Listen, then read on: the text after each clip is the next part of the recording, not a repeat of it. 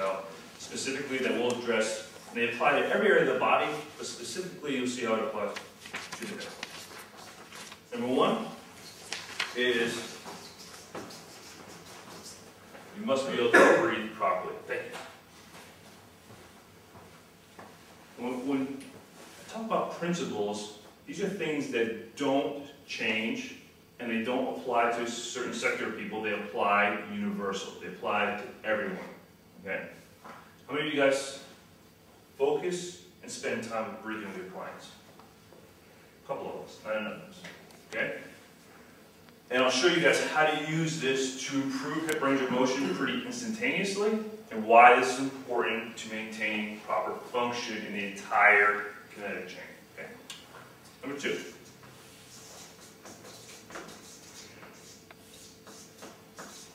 Must be able to stabilize. That makes sense, right?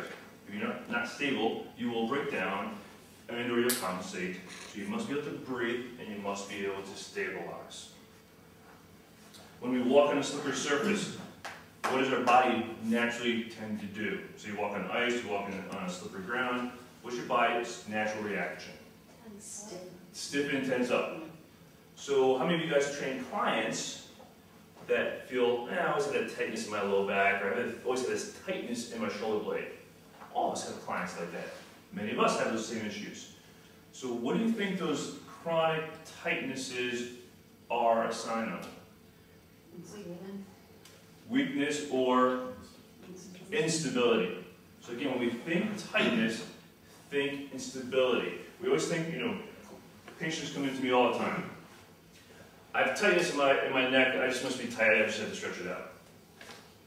But based on the little conversation we just had here, is that a true statement? And think about muscles for a second. What's the function of muscles? I mean, what are muscles' main function? To contract, to do what?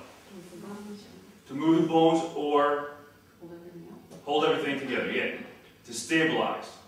Their main function is to stabilize and move. If something's compromised their ability to stabilize and or move, what do you think they're going to do in response to that? They're going to overcompensate and become tight. So when you think tightness, what I want you guys to walk out of here tomorrow with is tightness equals, not tomorrow, because you should be off tomorrow. But days are all messed up. Monday. Does anybody work tomorrow? Good. Nobody should work. Sunday should be a day of rest.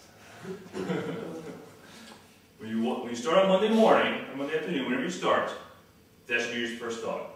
Tightness equals instability. I must figure out where people are unstable and help them get more stable. We're always trying to do that, help them get more stable, but sometimes the things we ask them to do keeps feeding into their instability. So then we'll look at some examples of that. Once they know how to breathe, once they know how to stabilize, then we got to teach them how to integrate that. The ability to breathe, plus stabilize, then integrate. Not breathe or stabilize and integrate. Breathe plus stabilize and integrate. And so when we think about posture, these two things are hugely related. Okay. When we're doing exercise, do you think the body will give up which of these two things in order to, you have them doing an integration exercise. So say they're doing a squat with an overhead press. Okay? Plus overhead press. So, not overly complex movement, but complex enough. They start getting a little fatigued. Okay? So they're near the end of their set, and you're pushing them to go a little bit harder.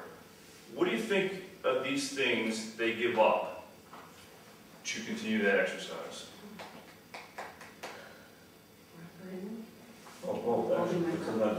Sometimes they'll hold their breath. But mainly instability. Yeah, mostly they're going to give up their stability to continue to breathe. And then they'll take that same pattern into their general life patterns. So they'll give up because the body always has to breathe. It always needs oxygen. It always will sacrifice everything else about movement or stabilization or posture to create proper respiration. And again, that's another reason why that leads us right into our instability issues. Does that make sense? So we have to keep that in mind too. Especially these clients that have the back pain, have the hip pain, and they like to get pushed hard, right?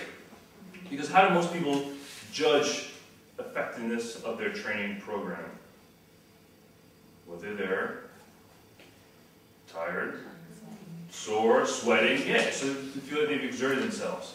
But many times, they've gone beyond their ability to do one of these two things, and mostly it's this, because the body will always default and breathe. Does that make sense? Okay? And that's what starts to break our clients down. Okay? And that's why part of our corrective movements have to include helping people breathe right. Does that make sense? Okay?